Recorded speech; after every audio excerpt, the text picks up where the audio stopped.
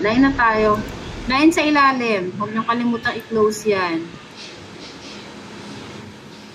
Okay nyo na.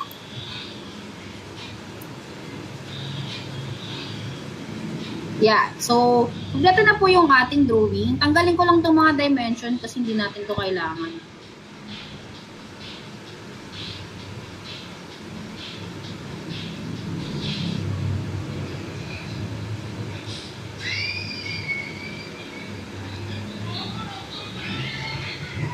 Yeah. So, meron na tayo yung initially, which is the head of the hook, no? So, isometric ko lang yan. So, isometric, makikita po yan sa heads up view toolbar, sa view orientation, and then yan. Yan. Kung mapapansin nyo po, kapag ganyan na po yung object nyo, which is naka-isometric, punta na po kayo kay Features Command. Okay guys, sa tingin nyo, ano yung gagamitin natin na command to create the thickness of this object? Revolve, ma'am. Revolve? Gumamit ba ako ng ng center line? Extruded boss base, ma'am. Okay, pipi ko, we're going to use the extruded boss base. Guys, yung center line is used if we're going to use the revolve boss base. No, pakitandaan na lang. Although, sometimes, may mga, sequence, nagagamit tayo ng center line, even without using the revolve boss base. Pero, napakadalang yun. So, buburahin ko lang yung excess line na ginamit ko kanina, yung mga pattern ko. And then, ayan. So, I'm going to use the extruded boss base. Guys, kung mapapansin nyo, ganyan. Putol-putol yung mga i-extrude natin. So, kasi may reason yan. No? Kung mapapansin nyo sa drawing kanina, actually, hindi ko na pinakita yung naka-isometric ko. Pero, right here po, click yung yung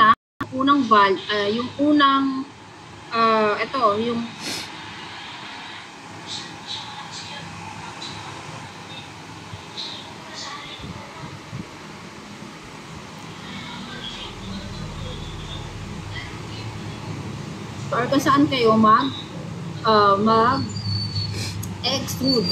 Okay, no? So, mali yung way na yan. So, dapat po nakatalikod. Pwede nyo pong baguhin yan by clicking this arrow or in the direction. Nandito po sa gilid. Nasa property manager natin. Okay, no? So, blind. Okay, and then reverse na. Yan. Kung mapapansin nyo po, pumunta na po yung arrow dun sa likod. So, same lang yan nung gumawa kayo ng baso. Okay, so click nyo lang po yan. Ang value niya is 2 mm. Okay nyo po. No? So, right here naman, after that, so lalabas na dyan yung unang boss extruded one na ginawa mo. Okay? Next tayo ulit. I-click nyo po yung arrow dito sa gilid ng boss extruded one. Click nyo po yung sketch para mag-highlighted ulit yung sketch natin. And then, kung mapapansin nyo po, napindot ko na po, nag-highlighted na to ng kulay blue. Pindutin nyo ulit si extruded boss base kasi magkakaroon tayo ulit ng extruded boss base yan. Ito naman yung nasa gitna naman po. Okay, sa gitna naman po is palabas naman siya. So, tama yan yung direction. So, 2 mm din po yung value and then, okay. Yan. Kapag na-okay nyo na po yan, meron tayo ulit pa na gagawin. Ayan, lumabas na ulit sa history natin si extruded boss base second tracing. So, click nyo po yung pinaka-arrow sa gilid. Then, click nyo ulit si sketch. Lalabas ulit yung kulay blue dyan. Pindutin nyo po ulit sa extruded boss base. Okay? And after clicking the extruded boss base, ito naman yan. So, ito po yung manghihi dyan. Yan.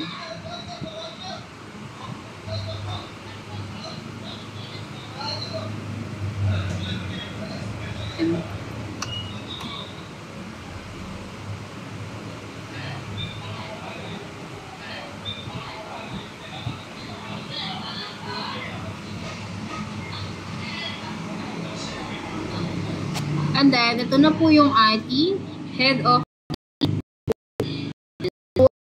halo na guys. So, pansin nyo sabihin, tapos na po yung ating, kumbaga parang may mga hinge, no? Yung parang pinagkakapitan sa likod. So, sa likod po, yes, butas po talaga. Yan. So, right after, syempre may hook tayo sa ilalim. Dito na po papasok na kailangan natin gamitin si reference geometry. Guys, pwede nyo namang ikot yan using the scroll of your mouse. Okay, click natin. Ikot. Okay, so reference geometry, i-click nyo po ito. Yun nandito sa part na to. Pakiclick. And then, reference geometry, plane. Okay? So, click this part. Reference geometry. Choose the plane. Ayan. May lalabas na po na ganito sa inyong property manager. At the same time, we have the blue and then the pink. No? Si pink po stands for the face. Si blue naman po is stand for the depth. No? For the depth po yan. So, yung, when we say depth, so yung layo, no? Or yung space ng ating object.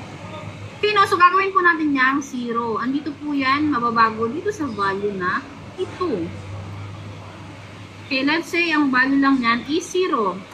So, didikit po yan si blue nyo kay color pink. Ay, sumikot tayo. Wait lang. Normal to natin para pumunta tayo dun sa side. Isometric. Yan. So, dumikit na si kulay blue kasi 0 lang yung depth na ginamit natin. Yan. So, normal to ko lang kasi gusto ko ulit pumunta doon dahil dito nga tayo mag-drawing. So, pag ganyan po, natapos nyo na yung value, okay nyo lang. Huwag nyo kalimutang mag-off.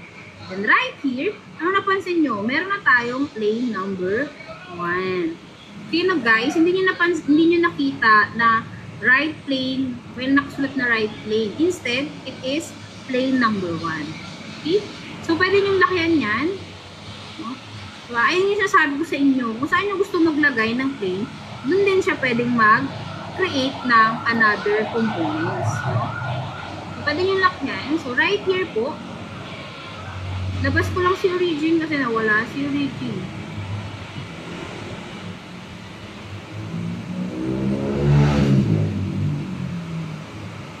Yeah. So, right here, sketch. Line po. Circle, rather. Okay, circle.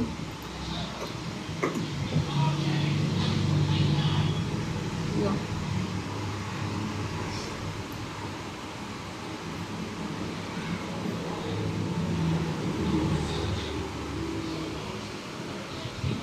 Circle. Ayan. So, kung mapapansin niyo po, may lalabas pa rin dyan na dotted line, which is your guidelines. Pwede na kayo mag-create ng circle pag may lumabas na dotted line sa gilid nyo. Okay lang din naman yan kung anong lakihan. Kasi, it is 18 diameter naman yung hinahanap natin. Okay, so, dimension lang natin ng 18. Yun. So, malaki talaga siya, guys. Then, right after, continue sketching the circle, another circle. So, ito naman, it is 14 mm diameter. So, 14. Then, okay mo lang. Okay, so, kung mapapansin nyo po, meron na tayong object. So, right here naman, guys, para mag-move yung inyong object dito, no? From here, yan, parang itong dulo na to, mapunta dito sa origin natin. Click niyo po to, yung ating big circle. Then, click nyo rin po yung origin while clicking the shift. No? Shift po, yung shift. S-H-I-F-T. No? Sabay po nakaklik yan. Click nyo lang po. May lalabas dyan na ganitong itsura sa ating property manager. Siyempre,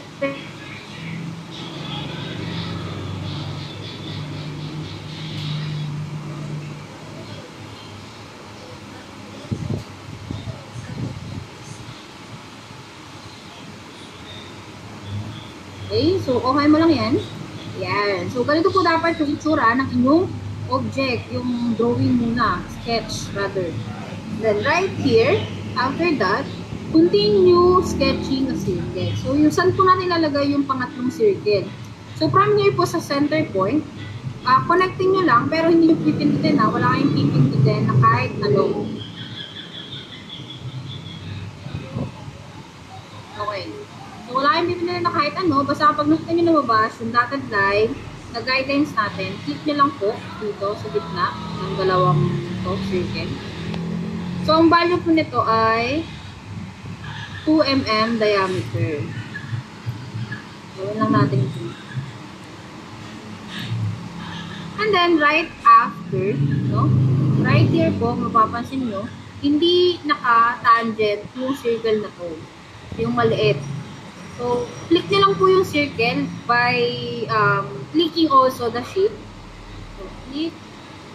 And then, click nyo po yung pinakamalaking circle. By also, huwag nyo bibitawan yung shift. Yan. Tapos, tangent nyo lang. Okay. So, nagdikit na yan. Yan. Wala nang spacing dyan. Okay nyo lang. Okay. So, pag nagawa nyo na yan, click nyo naman po si line tool. Right here sa origin natin, close nyo lang yung dalawang, ayan, pagdutungin nyo lang siya using the line. Yung dalawang circle. Then escape para may line na tayo. And then, pwede na kayong gumamit ng trim entities. Ayan, no? So, bura, ayan. Kung napapansin nyo, naiwan, no? Naiwan yung mga nilagyan natin ng parang pangharang, ganun. Tapos, burahin nyo na rin dito. Kasi hindi na natin kailangan. Ayan. So, supposed to be, ito na po yung dapat na magiging itsura ng drawing nyo. Okay, ayan yung hook nyo. And okay nyo na yan, kasi ayan na po yan. Okay, patapos na tayo. So, after sketching the hook, or the last part, going to the teacher's command. And then, isometric lang tayo. Teacher's command, extruded boss base again. And then, right here, kung mapapansin nyo, iba na naman yung direction. O, reverse nyo lang. Yan, para pumunta doon. And the same time, use, give the value which is 2 mm. Para pumantay lang siya dun sa nauna nating object or this side. Ito yung part na to. Okay, yung palitan ng value dito ha, sa may depth. And then, okay nyo lang. Okay guys, so ito na po yung ating, what do you call this? Ito na po yung ating hook, no? So, ano pa lang to? Okay guys, no? Palagi ko sinasabi sa inyo, kailangan nyo pong kulayan yung object nyo. So, prime here po, pwede nyo naman na kulayan yan. Dito sa may Design Manager key, you can choose the material. Okay, no? Ito is ginagamit lang para sa mga bakal. So, let's say I'm going to use the brass. Pwede nyo naman kulayan by using the Edit Appearance. Depende na yan sa inyo. So, bahala na kayo, no? Basta ako, ito yung ginamit ko. Okay? So, ito na po yung ating hook. So, madali ba?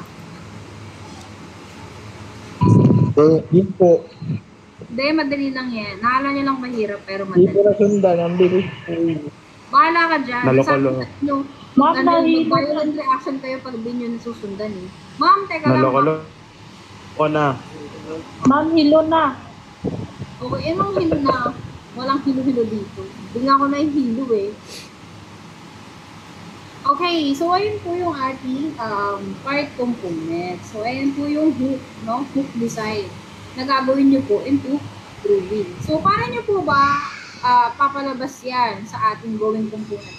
Same with kung anong ginawa nyo sa activity number 3, ganun din po yung gagawin nyo for activity number 4. So kailangan nyo po i-present si top view, si front view, at saka si right side view. Then also the isometric with label and the dimension.